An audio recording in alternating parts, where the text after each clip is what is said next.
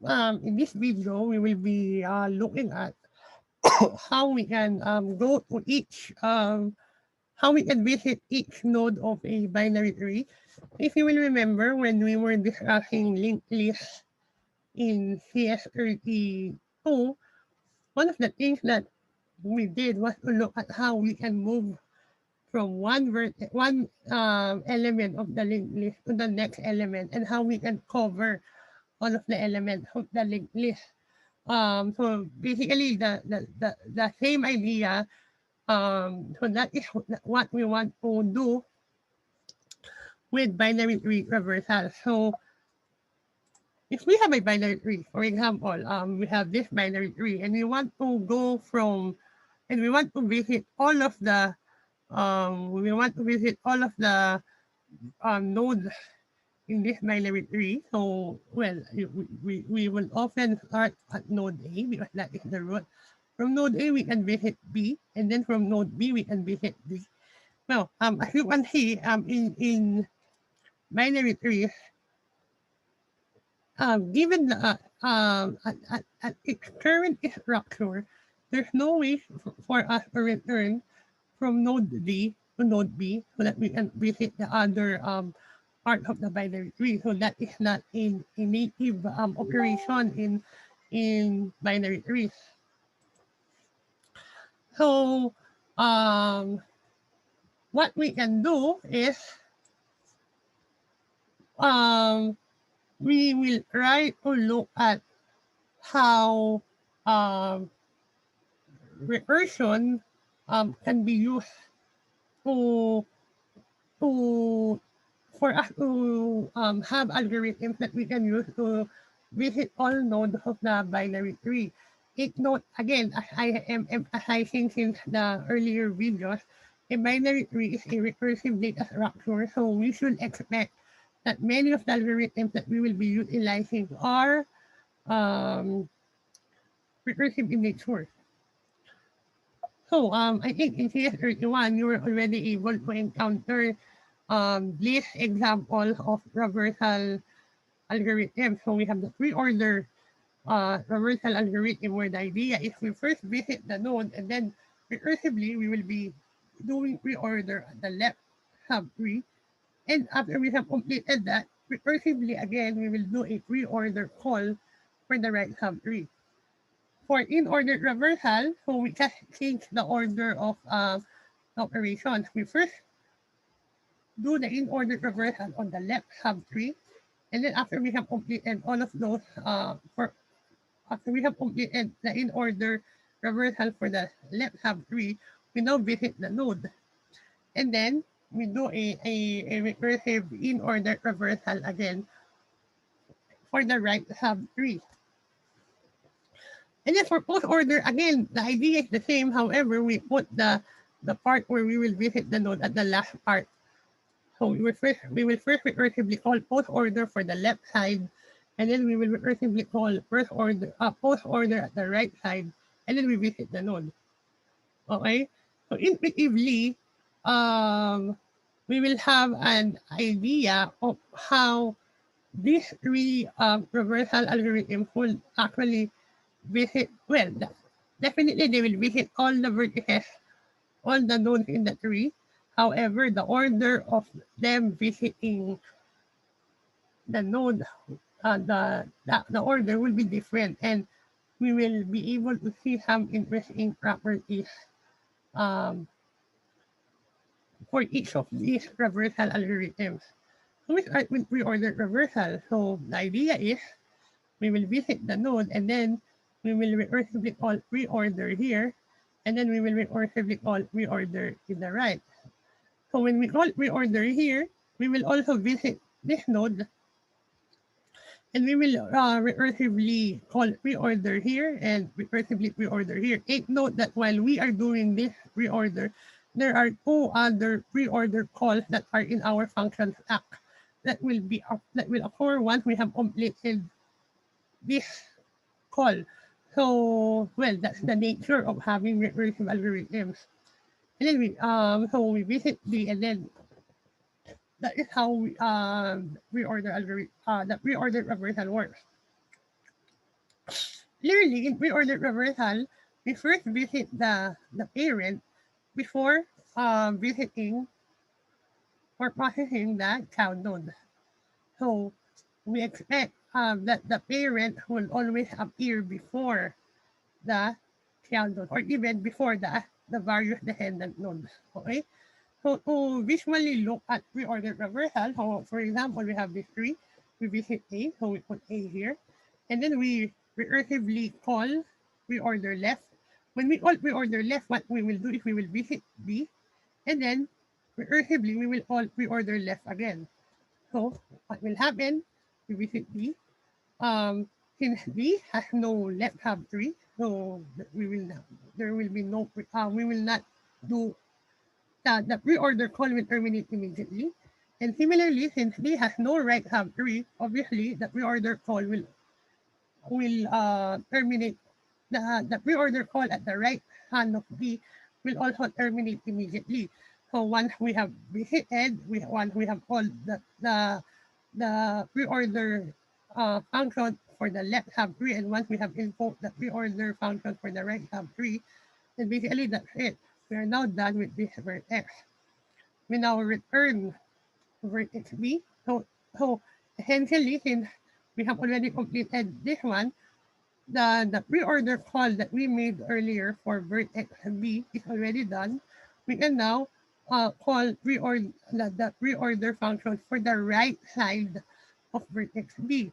So we call pre-order again. So we visit node E. So we have node E here. And then we call the pre-order function, the algorithm for the left hand of vertex E, which is G. So we are now calling reorder. We are now calling reorder here. So we will visit it. And then since there's no left and right subtree, that's it for G. And that's also it for the pre-order call for the left subtree. We will now call reorder for the right subtree of E.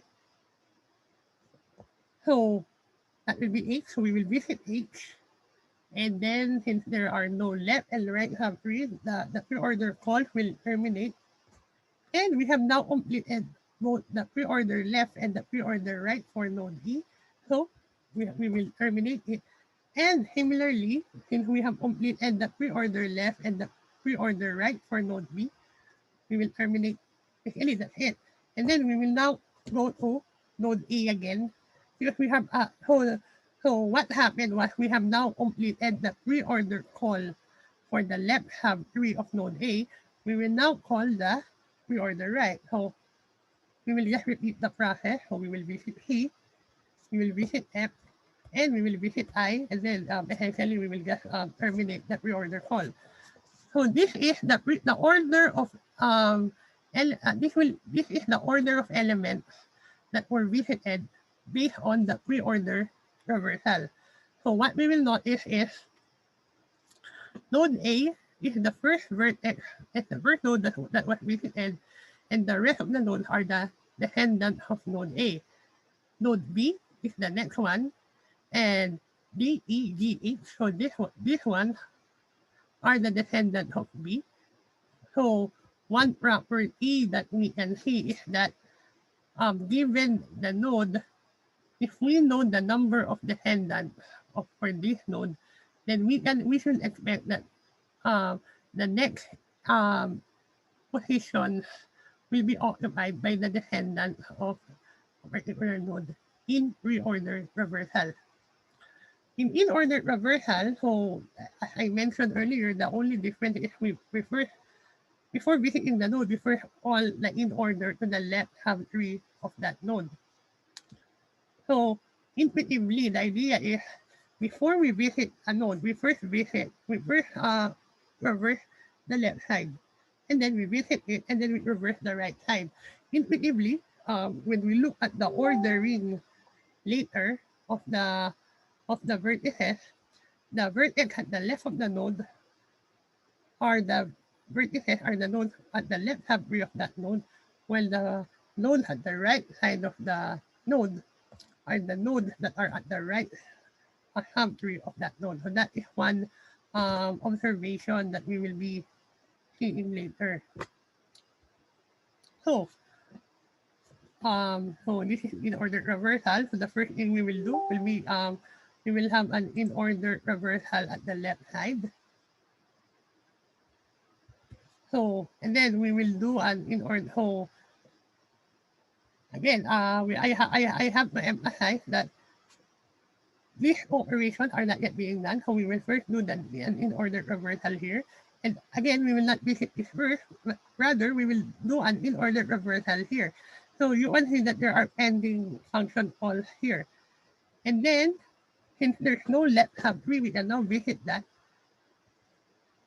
And we can go to the right. And then once we have completed here the in order call here, that is the time when we will be able to visit vertex B or node B. Okay? So to be more visual,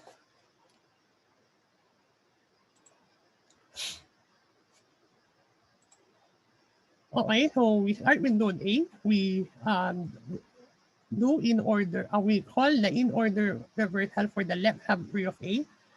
And then, since this is the left hub tree of A, we call in order reversal here. We do in order reversal here. And then for B, the same thing. We will do in order reversal for the left hub tree. And then for D, the same thing. But since there's no left hub tree, we can now visit D.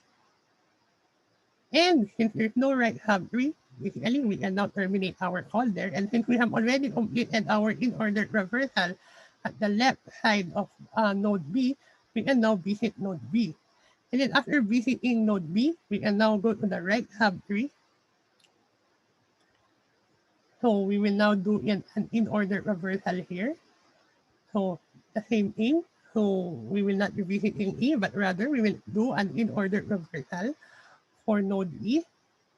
For the left node on the left hand of node E, which is G, we do an in order reversal for the left hand of G, but since that is null, we can now visit G, and that's it. Similarly, we have now completed our in order reversal for the left hand of E. We can now visit that node, and after visiting that node, we can now do our in order reversal at the right side, at the right for the right hand of node E, which is H. So again, we do the left, the in order reversal for the left hand of H, but since that is null, we won't do anything. We visit and then we terminate. And now we now terminate for E because we have completed all operations. We also terminate for B since we have completed all operations. Now we have completed our in order call for the left hub tree of node A. So we can now visit node A. And then we now call in order for the right hand of A, which is A. And then we just repeat the process until we have completed all our function calls. Okay? So if you will notice here, this is the in order reversal of of node for the tree.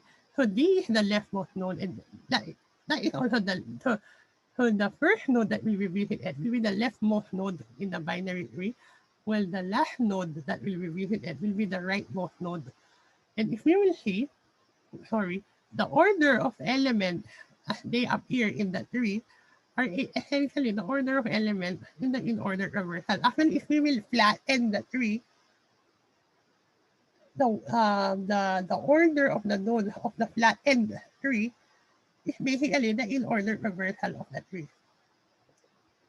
For post-ordered reversal, so the idea here is before we visit the node, we will first recursively call post-order at the left for the left subtree and post-order for the right subtree or the right hand.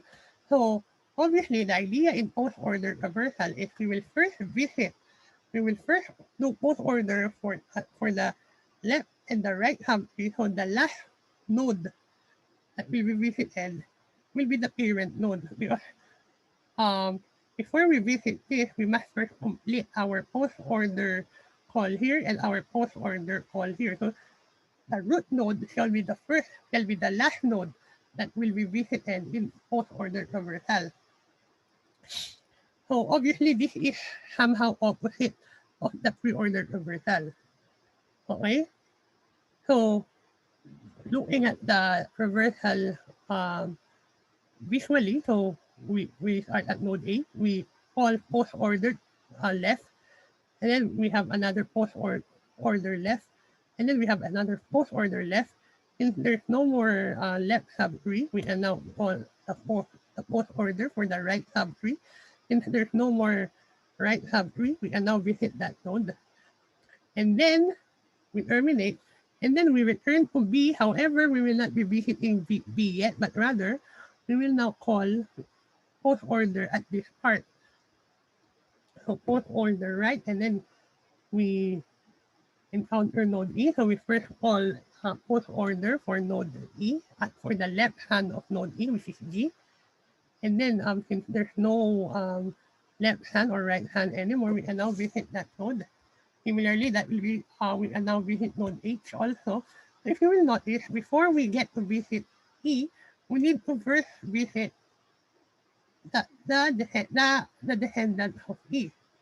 And now, since we have already visited both children of E, we can now visit node E. And we terminate. And now, since we have already visited the descendant of B, we can now visit B. Okay, so you can see how different this is from the pre-order traversal. Similarly, we terminate and then we don't visit A yet, but rather we call post-order for the right side of A. So we just do that. So before we visit C, we need to visit F first. But before we visit F, we need to visit I first. And then now we can visit F. And now we can visit C. And finally, we can now visit A. So that is how the pre-order traversal works. No, sorry, the post-order traversal works.